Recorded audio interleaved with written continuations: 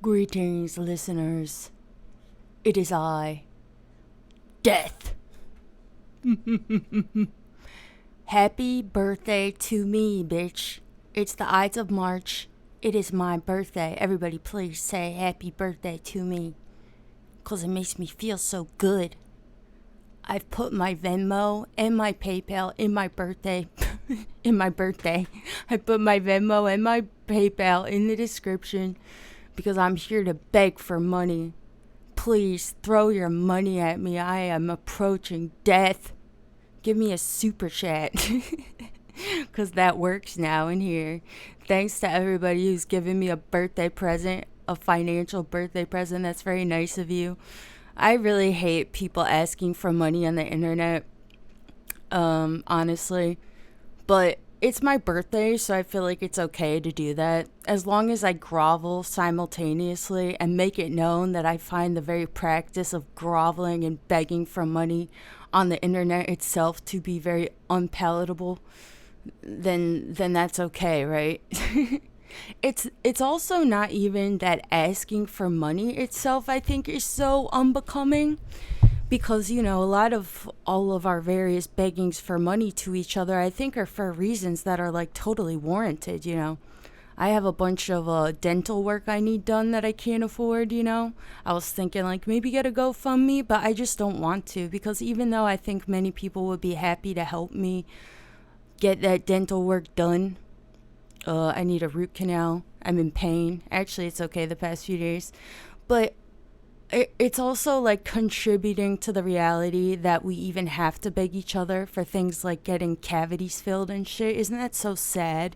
Even though I know that, it's not some bad thing I should be embarrassed of, that I'm too broke to afford thousands of dollars just to not be in pain for cavities and shit. I don't want to contribute to this reality where we all have to beg each other. It makes me sad because you know what? You might need dental work too soon. And then what? If you give me your money, then what about your money for when you need dental work? What if I don't have money to give back to you? It's not an effective system. It's not good. We got to fix shit out here. It's up to us. Anyway, it's my birthday. Happy birthday to me. It's also the Ides of March, a day that I think is very marked by death. And like I said in the one episode, I forget which now, maybe it was the morality of medicine upload, I find that I've always had a very deep affinity for the Ides of March as a historical event. It always resonated with me. I assume because it was my birthday, and from a very early age, I latched onto the knowledge that Julius Caesar was murdered by his good friend Brutus, among others, and that always just really resonated with me. These grandiose themes of death and dying. Perhaps this is part of why I have such a flair for the dramatic. I'm so dramatic. I already cried today. I feel like I cry every birthday. Maybe that's because I'm a woman and I'm ruled by my emotions. But, I'm not someone who cries very often. But I cry in the face of grand narratives, like birthdays. It feels good. I also cry like inexplicably sometimes. I'll be watching a beautiful film and some amazing camera movement will happen. And it's almost visceral. Like, have you ever seen someone get hit by a car and you just immediately start crying? It's like almost like an instinctual response. That's how I feel sometimes when I'm watching a movie that has like a beautiful camera movement. My body just starts crying. Because, like I just said, I have a flair for the dramatic. I'm so dramatic. So not only is it my birthday, I'm inching ever closer to death. Not only is it the Ides of March, a historical date marked very much for its relevance. It's the theme, the overarching theme of death and murder and betrayal, but also we're in the midst of a pandemic. Isn't that fun? Death is on all of our minds, maybe. Or it's especially on my mind today for all of these reasons. It's funny. I put a picture of the Grim Reaper in the thumbnail. The Grim Reaper actually is a character, this personification of death character that came about during the bubonic plague. For those of you who didn't know, now you know. The reason that the Grim Reaper wears the robe is because the robe is emblematic of the kind of religious robes that the clergy of the time were wearing as they performed things like final death rites and funeral rituals for the dead, all of the dead from the disease. And the scythe, is that how you say it? Scythe. Are any of you farmers? Scythe? That's a scythe, right? I don't know what the fuck that thing is. The sharp object that this man's is holding. Or maybe it's not a man's. Who knows? It's a skeleton. We'll never know. I assume it's a dude. Dudes be out here killing people. So do women. Fuck it. Fuck it! But, the scythe is representative of this process of plucking, cutting life from the earth, cutting it at the root, and it wilts and dies. Death. You know who else's birthday it is today? It's also David Cronenberg's birthday, one of my favorite directors. I've probably said this before, but David Cronenberg is one of my favorite directors because, well, he's one of my few favorite directors because he's one of the few directors I feel who really has established for himself a very strong, unique aesthetic, you know. I have lots of favorite films, and only a few of them are Cronenberg films, but even out of my favorite films, I feel like a lot of them don't necessarily represent directors that have their own very strong, unique aesthetic, you know. Like Blade Runner and Alien are two of my favorite films ever, but I don't really feel comfortable calling Ridley Scott one of my favorite directors, because when you consider his entire body of work, no offense to the guy, but I don't feel like it's very consistent as compared to somebody like David Cronenberg or Orson Welles or John Woo, who are my favorite directors. Even though, you know, I think some of their movies are not that great, but as directors, they maintain a coherent aesthetic that I feel is very strong as a coherent body of work. So happy birthday, David Cronenberg. We love you. Do you guys believe in astrology? I don't. That's no fucking secret. All of you astrology nerds can suck my fucking dick, even though I don't have one yet.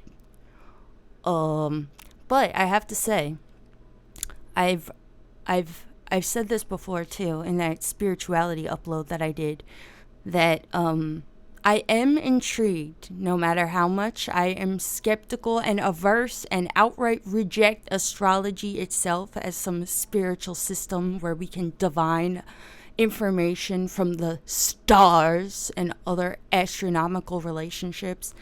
I still think that there is something compelling to the idea and the theory that perhaps your birthday does in many ways shape your personality. And I think that this is for practical reasons first and foremost. I mean, just as I was saying a moment ago, the fact that I was born on the Ides of March from a very early age, ever since I became aware of what happened on the Ides of March, I latched on to this aesthetic, and I feel like it very much shaped my personality.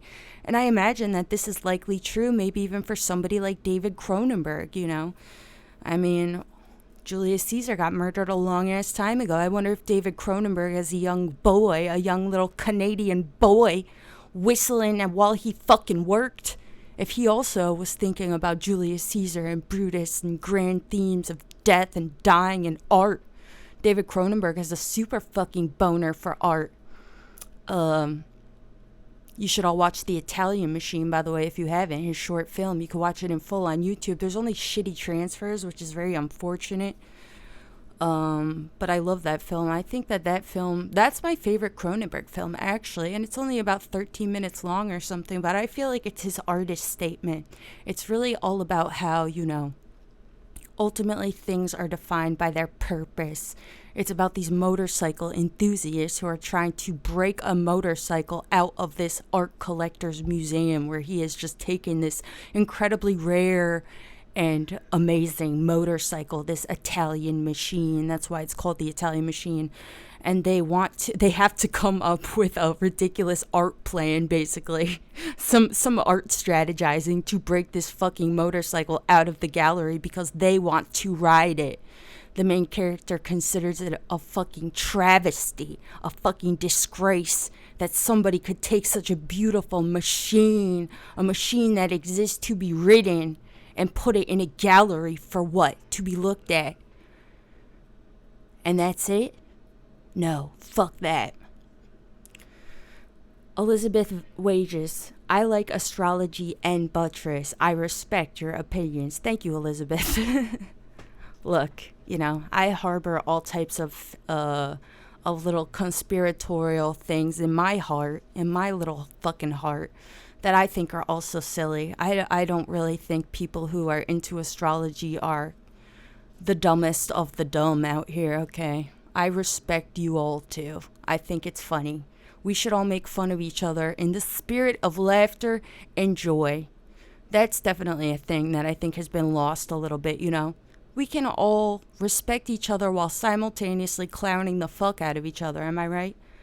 I think that needs to come back a little bit. I'm from New Jersey, and in the part of New Jersey that's just west of New York City, so, I'm definitely a part of this culture of East Coastness where I find that a lot of people find much joy in just calling each other fucking ugly and stupid without it being necessarily personal. And I feel like this has created some conflict in my life, maybe for people who are not from this part of the world. I don't know. I can't tell exactly how much of a regional thing it is. But I find that, it has created some conflict in my life. I'm sorry. If I ever make fun of you, I'm fucking joking. Make fun of me back, bitch. Stop being such a fucking pussy, okay? Anyway, before I get into it, let me just finish that thought. This book, I spoke about it a little bit in the spirituality upload, The Secret Language of Birthdays. It's the first time that I ever really felt like, maybe there really is something compelling to the idea, not of astrology, because you're never going to sell me on that shit, bitch. I'm sorry, you just can't. It might as well be Babu Jiba's bullshit. It's not going to happen for me. But I am intrigued by the idea that the day you are born, I think, will probably shape your personality in many ways. And I think that the ways it can shape your personality are incredibly subtle and complex, I'm sure, in many ways that we're not really cognizant of. And that's part of why, well, not part of why, but I think it makes sense, too, that I am so interested in phenomenology, because those of you who do know, will know, that, much of what phenomenology has to do about is trying to study, and trying to create a language to study all of the various ways our environments are influencing us on a physiological level even. All of the things that affect our cognition before our cognition does things like creates language so we can articulate back to ourselves the things that we think we are perceiving and how we are perceiving them. I was born in the spring. Also, you want to hear the story of my birth? It's not really a story, but I was delivered by a team of handmaidens. Doesn't that rule? No man touched me on my birth. There was no doctor. It was a team of women. And they pulled me out of my mother's womb and said, "Bitch! This bitch has a pointy-ass fucking head." Oh my God, my head was so pointy. It was like bizarre. My mom thought that there was something wrong with me, she said. She said she was disappointed when she saw the shape of my head. Mom! How dare you? Mom, if you're listening, I'll never get over when you told me that. That hurt me deeply. God damn it. She also tells me this story how, like the night I was born or something, I guess I don't know what happened. She said that she went into the room where they have all the babies, and she was chilling with this baby. She was like, "Oh, I love you, my baby, my baby." And then a nurse came in and was like, "That's not your baby." My mom, I guess, was in such denial about having this pointy head-ass bitch, that even after knowing that I was the one with the ridiculous shaped head, she still just couldn't deal with the truth. And was in here cuddling other people's babies. Also, my name was Kelsey for, I think, about 24 hours. I'm so glad my name is still not Kelsey. No offense to the Kelseys, because I think Kelsey is a very cool name. It's especially fitting for like tall Scandinavian women, which maybe my mom thought I would become because we're Norwegian, which you would never really know from looking at me because I'm only 5'2". I guess our other European genes like cross canceled me ever being some tall blonde Viking bitch like my sisters. We have different fathers though. I'm getting deep right now, damn, sorry. But I guess she thought I was going to be a Viking, so she named me Kelsey. I think Kelsey really fits for these Viking types. But she was in a room with some other woman at this like Christian hospital cult thing. My mom had me after like spending time in this seminary school because she got I'm just going to air out my mom's history. She wanted to get right with God because she got pregnant with some fucking Guido from Jersey who did a lot of cocaine. And she was like, I can't live this life. I need to get right with Jeebus. So she like went and stayed at some seminary school with all these creepy ass Christians. So I guess that's why the woman staying with her in the hospital, which I think was affiliated with this creepy ass Jesus school, was going to name her child Bethany, but I think she ended up having a guy. And my mom was like, oh, Bethany, never heard that before. You mind if I just take that real quick? My mom has no tact. Once people meet my mom, I feel like it really starts to make sense how I am. Because even though we don't really resemble each other in like many ways, I mean, she is like, no offense to my mother, but like she is not, she doesn't like to read or anything like this. She's very Jersey. I'm a big fan of Wendy Williams, particularly because she reminds me of my mother. My mom is basically the white Wendy Williams. So there we go. I feel like I'm a lot like Wendy Williams too. So like, you know, all of this other stuff, me being into philosophy and phenomenology and deep shit and stuff, clearly I still have like a hard exterior and a irreverent exterior. I feel like that's Jersey. That's Wendy Williams. That's my mom. Anyway, it's my birthday. So that's my excuse for just talking for 15 minutes about stuff that's not really about death. Let's talk about death. Death. How do you guys feel about death? Death is so there's so many feelings. So many feelings that come to me when I think about death. Death, I feel like, is one of those things that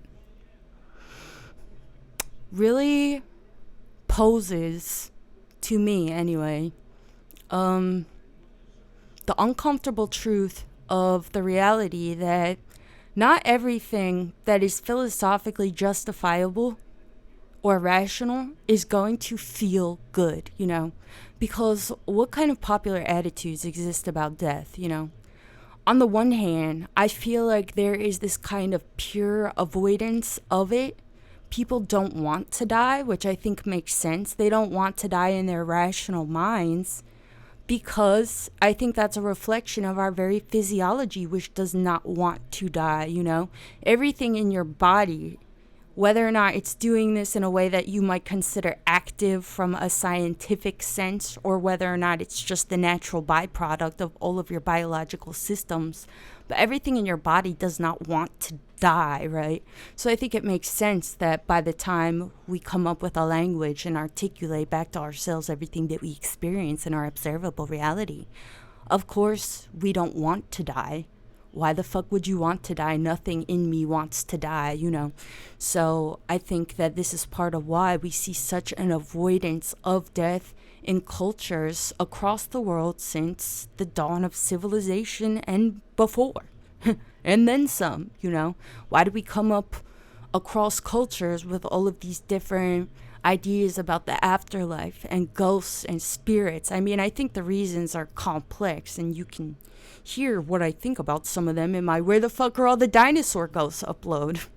Like the fact that we tend to anthropomorphize a lot of external phenomena. I personally think that this is a physiological process. You know, when there's we often feel like there might be someone standing behind us, for example. I don't think that that's like something that's necessarily rational. I feel like that's largely a physiological impulse, you know, things coming up behind you. Your body is kind of like, I think it's kind of just like checking because like I said, your body wants to stay alive. So I think it makes sense that we anthropomorphize a lot of external phenomena. Like, it could be a person trying to kill me. Who's behind me? Who's in the corner? But I think that, when there ends up not being anyone in the corner, then we're like, well, why did I feel like there was someone in the corner? Maybe it's a ghost. Maybe when I die, I won't really die. Maybe when we die, we become ghosts. Maybe we go to heaven. Maybe we go to nirvana. Maybe we do this, do that. Wait, speaking of nirvana, it's my birthday, so I'm going to get off topic again for a second. Last night for my birthday in the Phenomenology Club Discord, I wanted to do something extreme. So what I did was changed everybody's username to Max and made everybody delete their profile picture so we were all Max. And it got heavy fast. Like, people want the singularity to be near, but we experienced in the Phenomenology Club Discord last night the singularity. We all became Max, and it was distressing. It was very distressing. There was a lot of distress going around. So it's my mission now to warn you all that we should be running away from the singularity at full speed. That's kind of relevant to death. Anyway, let me continue. Sorry. Death. So on the one hand, we have like this extreme avoidance, I would say. And I'm not necessarily writing out the possibility that nothing happens after death, even though I personally harbor no such feelings that there is anything after death. But of course, in the interest of science, we want to consider all possibilities. So if there was some reason to believe that perhaps something follows death, then of course we should investigate it. But this is why I don't personally believe in anything following death, because I see no reason to pursue that possibility, I think that all the reasons we do pursue that possibility are founded in pretty rational, observable things, like what I was just speaking about, The fact that on a physiological level, even, we begin to feel as if there are beings around us when there are no such beings, I think that these are parts of why. And also the fact that everything in my biology does not want to die. Of course, it makes sense to me that people will rationalize, well, I won't die. I'm not going to die. Thanks, Kill Alters. I don't know if that's Bonnie or Nico or both. I saw that you're quarantined. I love you guys. Stay safe down there in New York City. Everybody go listen to Kill Alters. Amazing fucking band. Love you guys. Can't wait to see you again. Stay safe.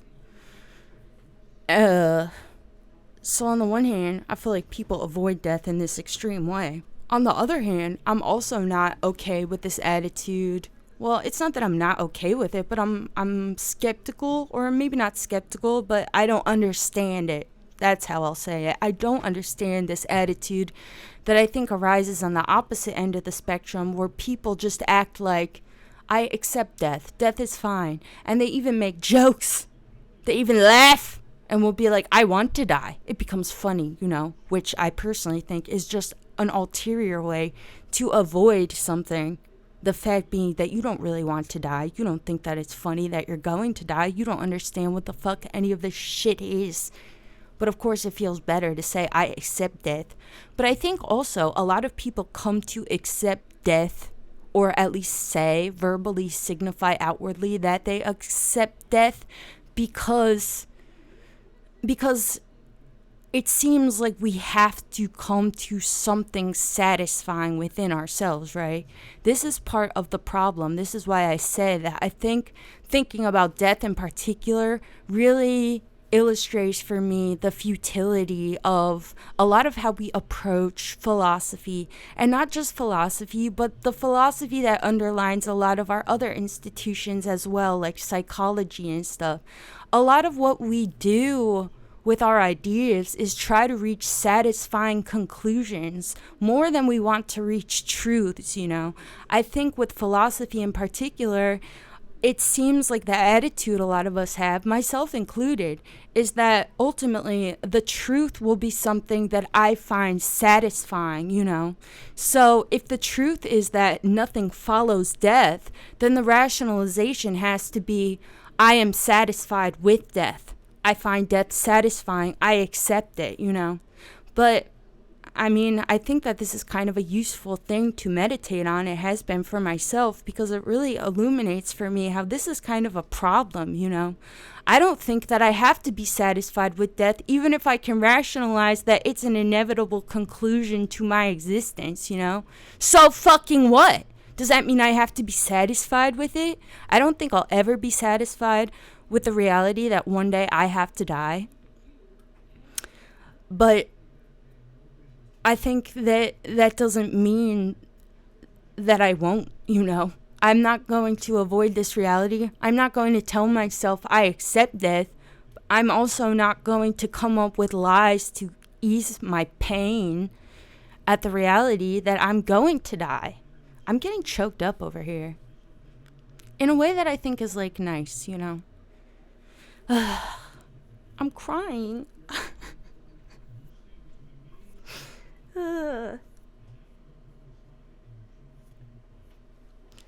I don't want to die, bitch! The fuck? But I'm not crying because I'm sad.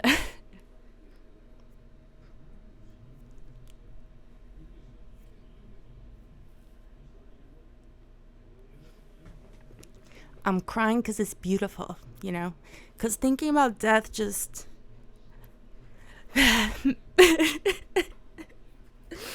Oh, I love it.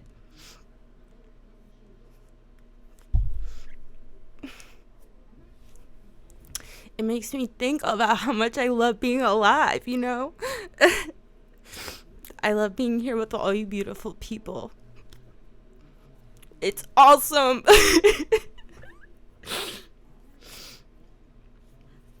So, thank you for being here with me in this awesome fucking trippy ass motherfucking world. I don't think that anybody has to rationalize that they have to be okay with dying, you know? I think dying sucks.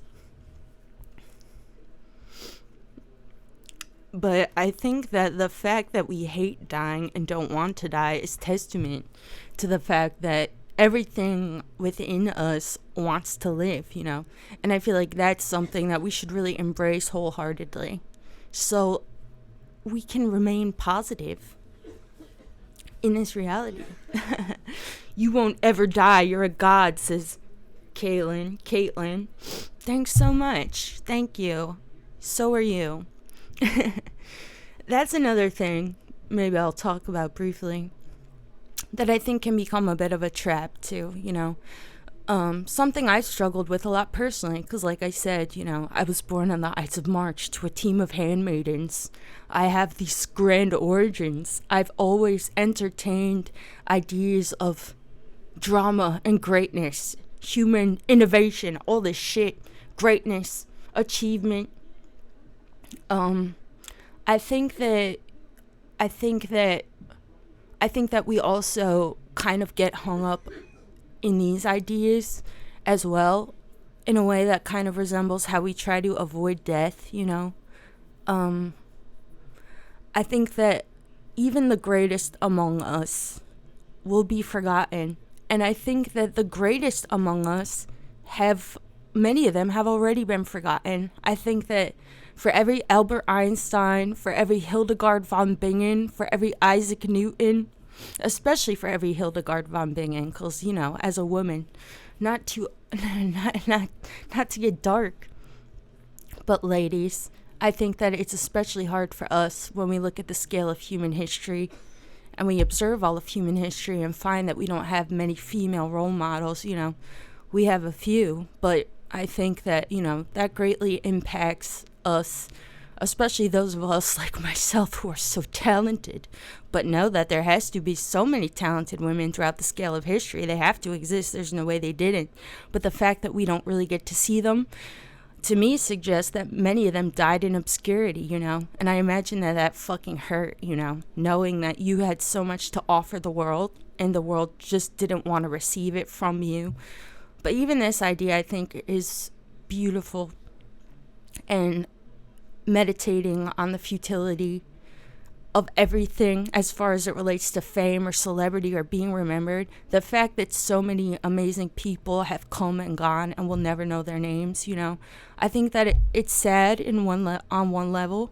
It might make you feel as if everything is futile, but at the same time, to me, again, it's a testament to human strength and perseverance, and it's also a testament to the reality that everything we do, I think, is ultimately not for ourselves.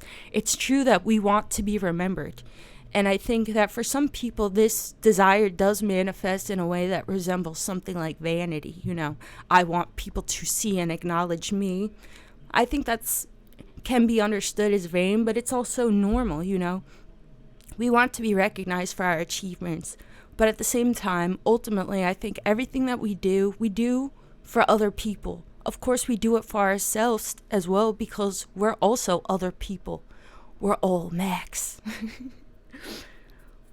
But it's true. Even the most self-led individual, or the one you might call vain or selfish, I think even this person perseveres because their love for their self is rooted in their love for all of us, I think everything we persevere to do is really for all of us. Even a thing like making art, which, I've said many times, I find to be in 2020, increasingly more so, especially in America, to be a career choice that I find to be a little bit vain, for many people anyway.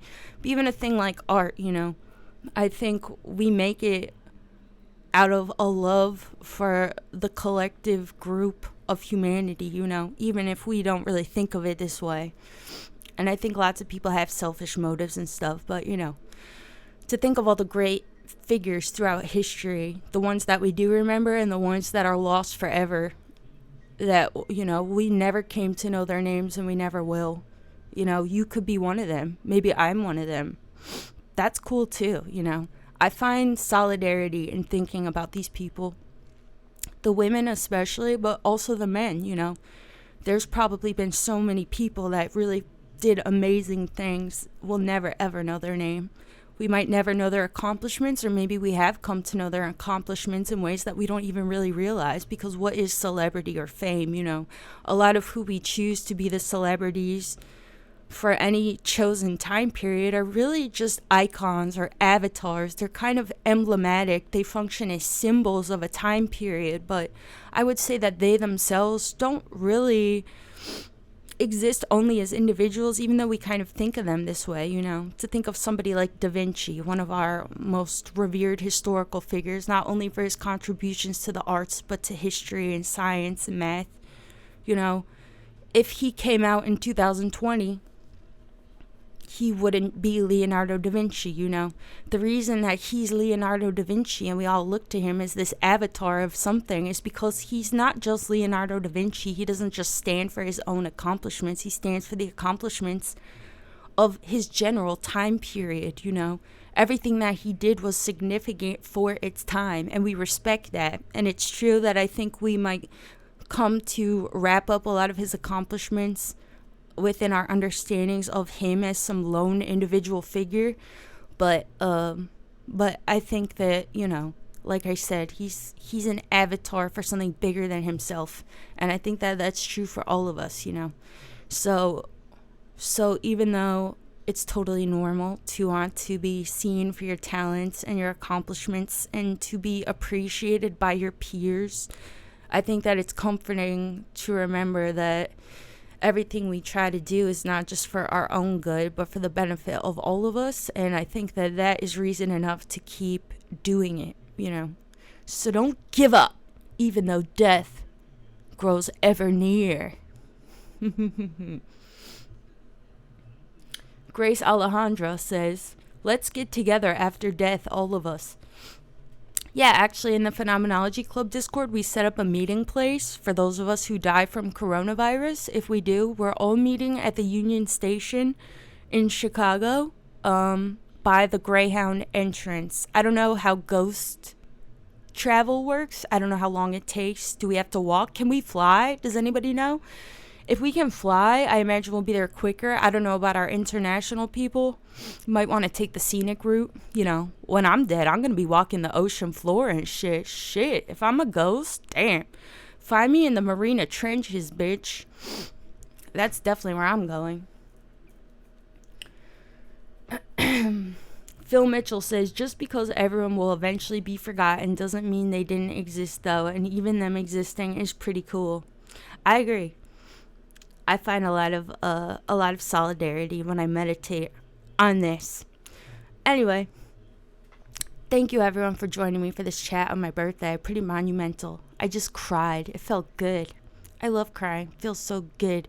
I'm gonna go watch David Cronenberg movies. Like I said, if you want to donate any money, feel free to super chat me. Maybe I'll buy a pizza for my fucking birthday. Maybe I'll save it so I can get my cavities filled. I love you all. Please join the Phenomenology Club Discord for only $1.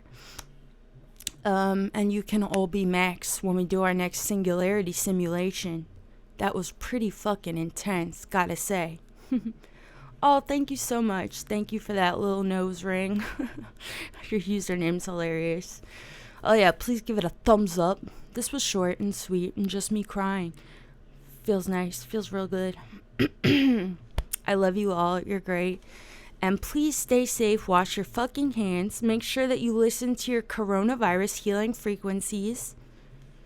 And everybody, happy Ides of motherfucking March. Come into the Discord. Seriously. I think I might have a movie screening later. Maybe we'll watch some Brutus adaptations. Those of you who don't know, I make music, and Brutus is my most viewed video by far. Not by far, but by far. Actually, yeah, by far, by this point. Some community found it that makes, like, cat sex videos. No shade, but all the shade. Sorry, I don't know what's up with you people using my video for your cat sex depravity. Please stop. Please don't do that. The song has nothing to do with cats or cats having sex, so just don't do that. But, Brutus, I think, or Julius Caesar, the play by Shakespeare, is something I've been rereading recently.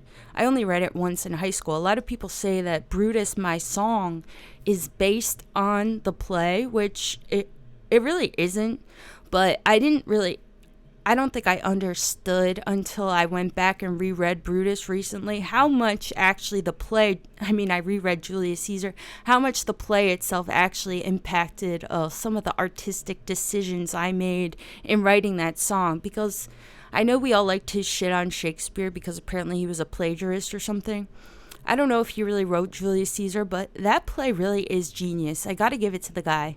I think that it's so beautiful, this story of Brutus's inner turmoil in grappling with the fact that Julius Caesar is his best friend, but, and this is very relevant, I think, it's relevant to what I've been talking about in here today. Julius Caesar is his best friend, but what's more important to him? His best friend, this individual lone human who he believes has become corrupted by vanity, or all of us, the totality of the civilization of Rome, you know? And ultimately, he has to make this decision between his best friend and all of the rest of us, Rome, the public, you know? And, in the song that I made, Brutus, I gave it a feminist twist. I'm talking about Brutus from the perspective of a female, and I feel like the application is really kind of multi-layered, you know. And this idea is something that I've always really grappled with, maybe more than anything else, in all of the inner turmoil I experience in my experience of being a woman, you know. The fact that I feel like everybody expects me as a woman. Everybody expects women to love people more than I can love an idea, or the idea of all of us, you know.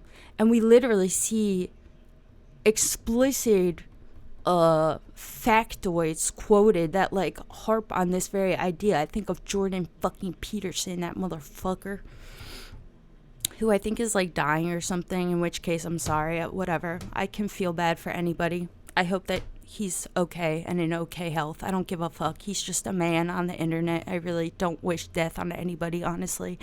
But quoting this factoid that men are interested in things and women are interested in people. And at face value, I feel like this is an idea that a lot of people, especially men, will not understand exactly why it hurts women like myself on such a visceral level to hear these kinds of things repeated in the world, because I feel like this has always been the opposite of how I feel. I obviously love people. I'm up here on the internet crying about how much I love fucking people, but I love the totality of all of us. I love the idea of people, the idea of humanity, all of us. I would happily live in a cave without exposure to any individuals for the rest of my fucking life if I felt that I could do something that benefits the group.